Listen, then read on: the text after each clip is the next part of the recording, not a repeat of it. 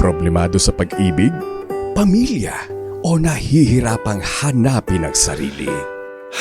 Huwag mag-atubili dahil may nakikinig sa'yo. Love Me, Kathy G.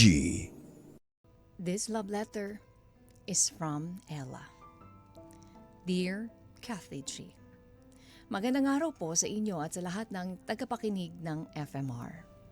Palagi po ako nakikinig sa inyo at sa bawat kwentong narinig ko sa inyong programa ay na-inspired ako na sumulat at ipadala rin ang sarili ko namang kwento para maibahagi sa inyong mga tagapakinig at humingi rin ng payo. Tawagin niyo na lamang po ako sa pangalang Ella. I'm 32 years old at kasalukuyang nakatira dito sa Caloocan.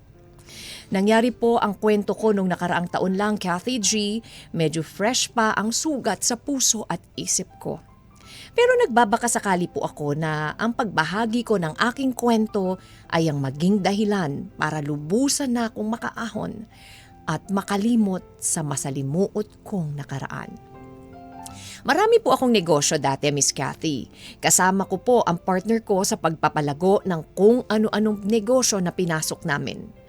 Nakapagpundar at nakapag-ipon din po kami ng sapat na pera para makapagsimula sana ng bagong yugto ng aming buhay. Dumating ang araw, Miss Kathy, na inaya ako ng partner ko na magpakasal at bumuo ng sarili naming pamilya. Dahil nasa tamang edad naman na po kami, kaya pumayag po ako na magpakasal. Akala ko ay sobrang perfect na ng relasyon naming dalawa. Pero nung nag-ayos nag-aayos na kami ng mga dapat ayusin para sa kasal, ay biglang dumami po ang mga aberya na hindi ko inaasahan. At dito na po magsisimula ang aking kwento.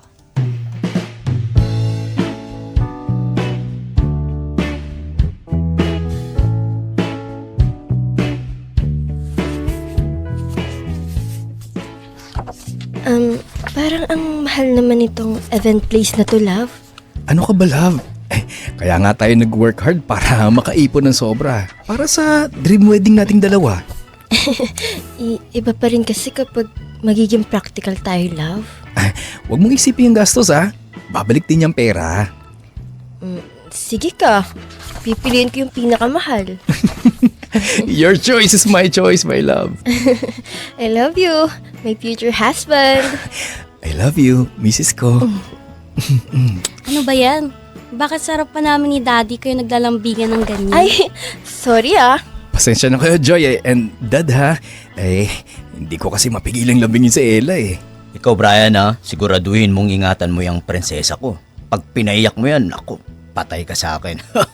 Dapat ka nang matakot, kuya. Never naman akong papaiyakin yan eh. Kailan pala tayo mag-down payment para sa gown ko, mahal? Ako nang bahala dun, love. Huwag mo na munang stressin sarili mo.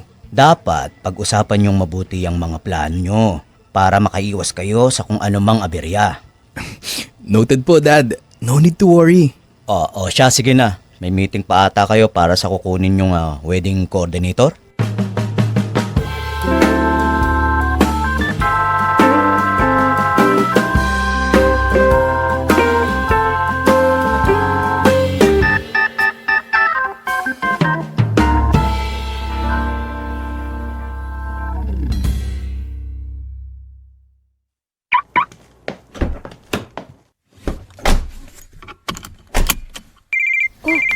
Tumatawag na yung sa venue ng wedding.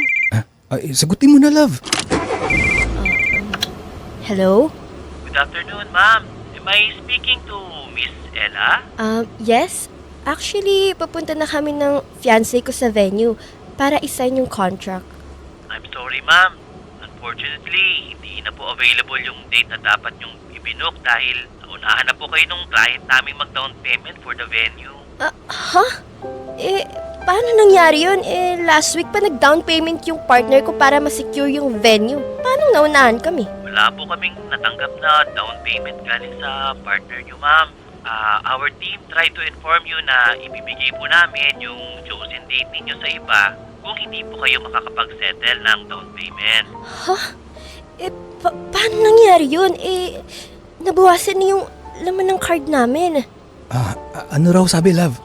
Kaya po ako tumawag sa inyo ngayon para i-clarify na wala pong contract signing na mangyayari after kung ma-receive ang text ninyo na on the way na kayo sa venue. Paano yan ngayon? I think kailangan nyo po munang mag-usap ng partner nyo regarding this, ma'am. Oh, bakit nakasimangot ka? Ano daw sabi? Pinaglolo ko mo ba ako, Brian? Ano ba yun, love?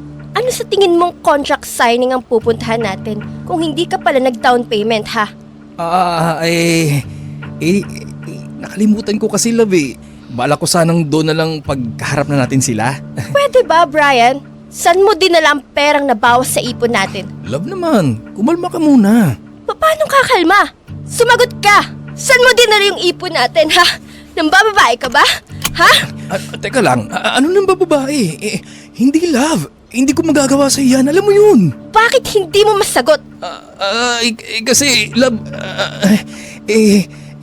napang sugal ko tapos natalo. Nagbabakasakali kasi ako. Akala ko mananalo yung pera para madoble sana yung budget natin pang kasal. Kailan ka pa natutong magsugal? Hindi ka ba nag-iisip? Huwag kang mag-alala, love. Babalik din naman yung perang yun. Alam mo, magpakasal ka na lang, mag-isa mo.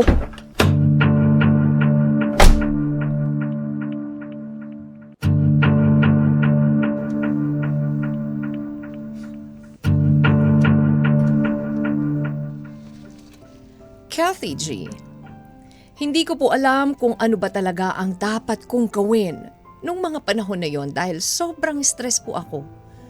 Sobrang stress ang idinulot sa akin. Pati po ang tiwala ko kay Brian ay nabawasan.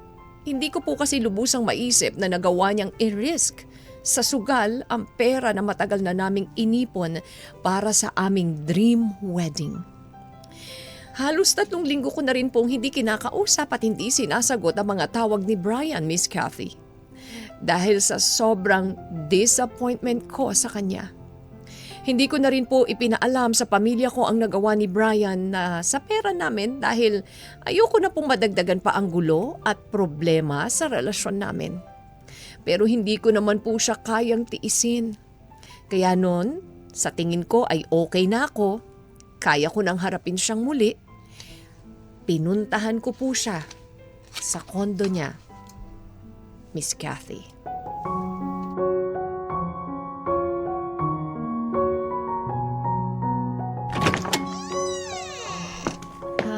Brian? Love? Anong oras na? Bakit tulog ka pa? Ano ba? Mais ka nga. Nakikita mo ba yung itsura ng unit mo? Parang walang taong nakatira dito ah. Ano ba naman yan, love? Matapos mo kung hindi ka usapin ng halos 1 buwan, ganyang energy pang ibubungad mo sa akin. Aba, parang kasalanan ko pa kung bakit hindi kita kinakausap ng ilang linggo. Pwede ba, love? Huwag mo muna akong awahin, please. Tapatin mo nga ako. Nasaan na yung natitirang ipon natin? Love naman eh. Pwede ba? Huwag muna natin pag-usapan yan ngayon. Bakit ba hinayaan kong ikaw ang magtabi ng ipon natin? Matutuloy pa rin naman yung kasal eh. Yun ay kung may pakakasalan ka pa. Huwag ka namang magsalita ng ganyan, mahal ko. Ibigay mo nga sa akin ngayon ang natitirang ipon natin. Kung gusto mong matuloy tong kasal. Ano kasi, love, ano eh. Ano? Wala nang natira, love. Sorry, pero huwag kang mag-alala. Gagawin ko naman ng paraan para mabawi ko yung mga perang nalustoy ko sa sugal. Seryoso ka talaga? Kasi love, ng mga panahon na hindi mo ko kinakausap, sinubukan ko isugal yung natira para mabawi yung nawala. Kaso, minalas eh. Natalo lahat. Sorry na love, hindi ko sinasadya. Alam mo, huwag ka nang umasang may kasal na magaganap.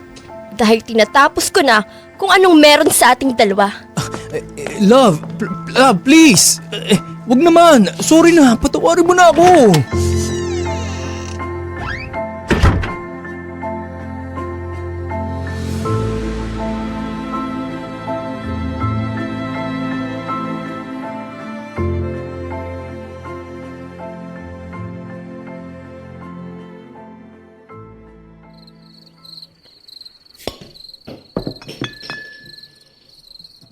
Cheers pare, tagay na lang natin yan. Siraulo din kasi talaga ako eh, no? Ano bang pumasok sa isip mo? Ba't mo sinugal yung ganong kalaking pera? Hindi ko rin alam pare. Ang kaya ko na lang gawin ngayon magsisi. Alam ba ng pamilya mo pare na hindi na matutuloy yung kasal nyo? Alam na pare. Galit na galit nga sa akin ng nanay ko eh. Yung side ni Ella, alam na ba? Hindi ko alam pare. Pero siguro oo. Anong balak mo ngayon yan, pre? Hindi ko alam pare. Wala na akong mukhang iharap sa pamilya niya, lalong-lalo na kay Ella. Maging lalaki ka nga, pare. Harapin mo yung problemang pinasok mo. Ano kaya kung pautangin mo na ako pare? Para matuloy na yung kasal namin ni Ella. Para matuloy ang kasal? O para may pangsugal? Pare, seryoso ako. Kilala mo naman ako eh. Nagbabayad naman ako ng utang. Si Raulo, ano naman ang ipapautang ko sa'yo? Ba't hindi mo nalang ibenta yung sasakyan tsaka condo unit mo? Alam mo namang regalo sa akin ni Ella yung sasakyan na yun eh. Ay ano ka ngayon? Broke na, single pa. Hindi ka naman nakakatulong eh.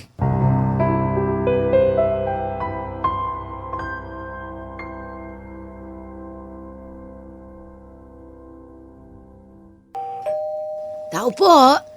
Ella. Ella. Wait lang. Joy. Ikaw ba yan? Ang tita Marisa mo ito. Nanay ni Brian. Ay, kayo po pala yan, tita. Ano pong sadya nyo? Ang ate Ella mo. Andiyan ba? Nandito po. Ay, ganun ba? Pwede ko bang makausap ang ate mo? Ikaw pala yan. Anong ginagawa mo rito? Pinadala ka ba ng anak mong si Brian para suyuin ang anak ko, ha? Hindi naman sa ganun, Ricky. Kusa akong nagpunta rito para personal na humingi ng tawad kay Ella para sa mga nagawa ng anak ko. Hindi po ba dapat si Kuya Ricky mismo ang humingi ng tawad kay ate? Wala bang lakas ng loob ang anak mo, ha? Ako na mismo ang humihingi ng tawad, Ricky. Gusto ko lang makausap ang anak mong si Ella. Kaya sana, pagbigyan niyo na ako. Sige, tumuloy ka. Hindi lang ako sigurado kung kaya ng anak kong makipag-usap sa ngayon. Ella? Ella, kumusta ka na, iha? Tita, wala naman po kayong kasalanan sa mga nangyari. Hindi, pero anak ko si Brian. At bilang nanay niya, pakiramdam ko ay may pananagutan din ako sa sakit na naidulot niya sa'yo. Hindi ko po alam kung ano pong sasabihin, tita. Ella, alam kong hindi sapat ang salitang sorry para mabawi ang lahat ng nawala sa'yo. Yung tiwala mo, mga pangarap ninyo, pati yung kasal na matagal ninyong pinaghandaan. Masakit po talaga, tita. Naiintindihan ko, iha. At wala akong balak na pilitin kang patawarin siya o balikan ang anak ko. Salamat po, tita, at hindi niyo po ako mapipilit. Galit na galit din ako sa ginawa ng anak ko. Hindi ko siya pinalaking manloloko o magsugal ng ganyan. Huwag po kayong mag-aalala. Okay lang po ako. At kung may maitutulong man ako para mabawasan ang sakit na nararamdaman mo, Ella, sabihin mo lang, ha? Maraming salamat po, tita. Huwag mong hayaan na sirain ang pagkakamali ng anak ko ang magandang kinabukasan na naghihintay sa'yo. At tandaan mo, mahal na mahal ka ng pamilya namin, Ella.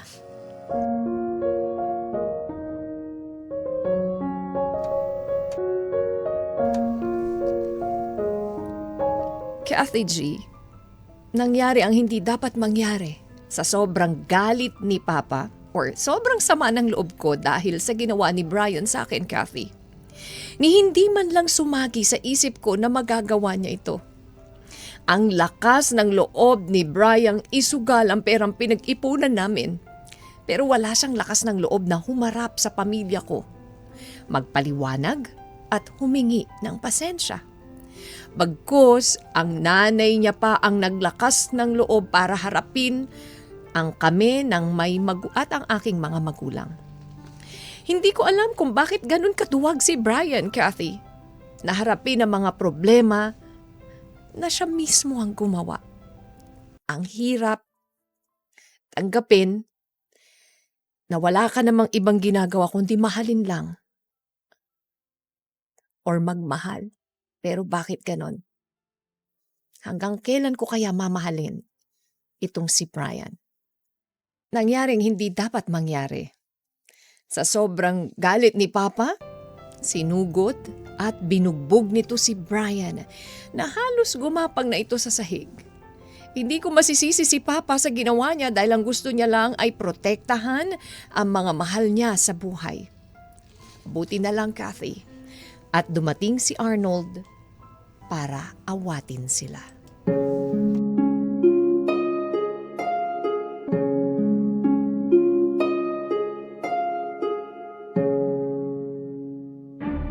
Di ba sinabi ko sa'yo, napapatayin kita pag sinaktan mo ang anak ko? Tito Ricky!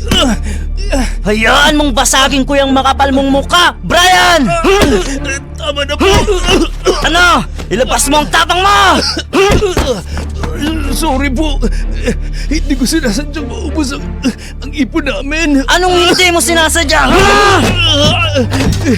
Choice pa rin pa naman po ni Ella na hindi ituloy ang kasal namin.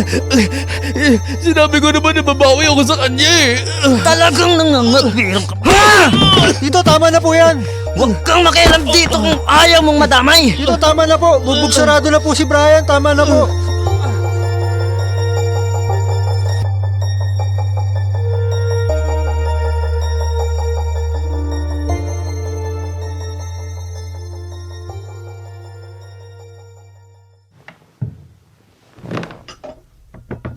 Tandaan naman anak, kita mong namamaga pa tong mga kamao ko. Ay, sino pa kasing nagsabi sa'yo na sugurin at bugbugin mo si Brian? Siya lang, tapang-tapangan. Tignan mo ngayon, umaaray-aray. Gusto ko lang namang ilabas yung galit ko sa lalaking yun eh. Hindi mo naman na kailangan gawin yon, Dad. Hayaan mo na ate. Deserve din naman ng bayaw kong hilaw ang masuntok at tadyak ni Dad. Kailan pa naging violente si Daddy? Nung iniskam ka ng ex mong sugarol na mahangin, akalain mo yun, ipapasa pa sa'yo yung dahilan kung bakit hindi matutuloy ang kasal nyo. Si Raulo pala talaga yung bayaw kong hilaw.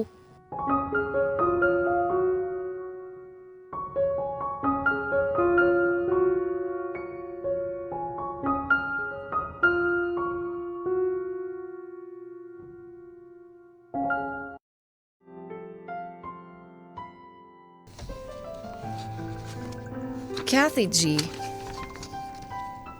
naging coping mechanism ko na lang ang tumawa kesa magmukmok at umiyak after ng breakup namin ni Brian. Dahil mas gusto ko po ng peace kesa sa stress. Aaminin ko po, nasaktan ako nang malaman ko na binugbog ng daddy ko si Brian. Alam ko naman po kasing hindi ganong klaseng tao ang tatay ko. Parang naging manhid na rin po ako sa galit, Kathy. Kasi nang isinalaysay sa akin ng aking ama, ako pa ang isinisisi ni Brian kung bakit hindi tuloy ang kasal namin. At wala na po akong ibang naging reaksyon kung hindi tumawa na lang. Nag-deactivate din po ako sa mga social media accounts ko at mas nag-focus sa aking negosyo para libangin ang aking sarili at mas mapabilis ang pag-move on ko. Inabot din, Kathy, ng halos 1 taon bago ko muling inactivate ang aking mga social media accounts at pakiramdam ko ay okay na ako at naka-move on na.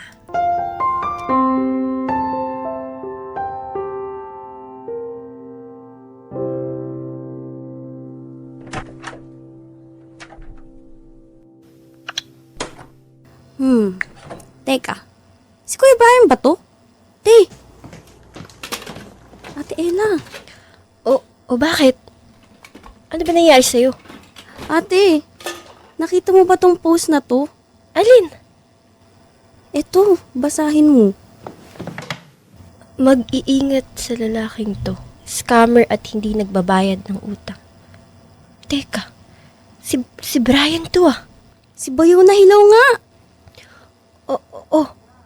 Mukhang hindi rin pala siya nagbago, no? talagang tuluyan ng nalulong sa sugal at lubog na sa pagkakautang. Halata nga, naipost pa eh. Wanted na ata ang ex mo na yan, ate. Grabe ah. Hindi ko rin talaga inaasahan na magiging ganyan siya. Wala pa rin siyang natutunan sa hindi pagkakatuloy ng kasal namin dahil sa kakasugal. Pati kotse yung regalo mo sa kanya, itinaya pala. Walang hiya talaga.